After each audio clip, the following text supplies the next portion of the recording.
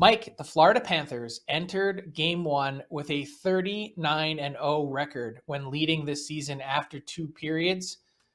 The Washington Capitals end up rallying back to win game one.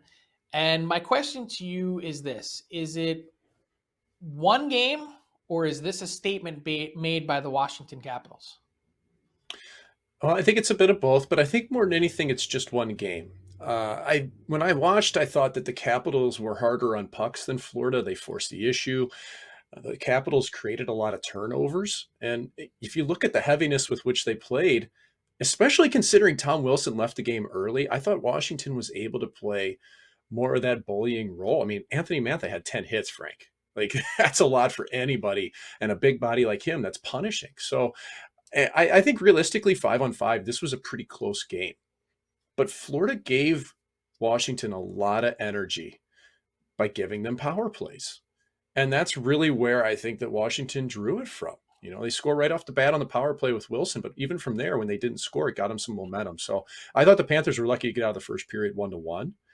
And then for them to blow a 2-1 lead was pretty surprising, but it's playoff hockey. This is a little bit different than what we've seen before.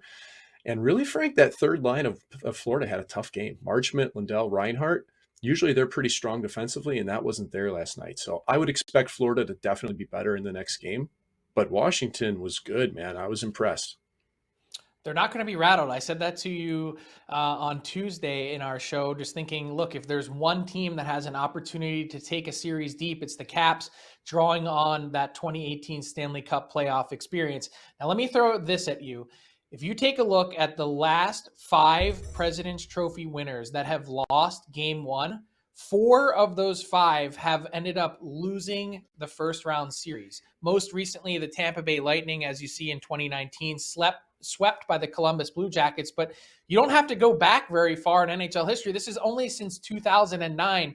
What happens with the Panthers? The Cats begin to smell themselves a little bit, Mike. And you look at the comments from someone like Sam Bennett after the game. It was almost like he had to convince himself that what he was saying was true when he was saying, we're not going to panic here. It's a long series. I don't know that anyone really expected it to be a really long series heading into the fact. Yeah, Bennett's eyes were moving around pretty quick, you know. You wonder if that's a little poker tell that there's some nervousness there. And, you know, even Andrew Burnett, head coach of the Panthers, said, well, this is good for us. No, you're down 1-0 in a series. This Yeah, isn't good for not you. good. You'd want to be up in the series, man. But I appreciate what he's saying, though, in that Florida did need to go through some adversity if they're going to win everything. I just don't think it needed to happen in game one, Frank, Yeah. because now for a team that doesn't have a ton of experience as a group in playoffs beyond last year, they're going to start feeling it in that locker room. Yeah, no playoff success whatsoever to draw on in Florida Panthers history.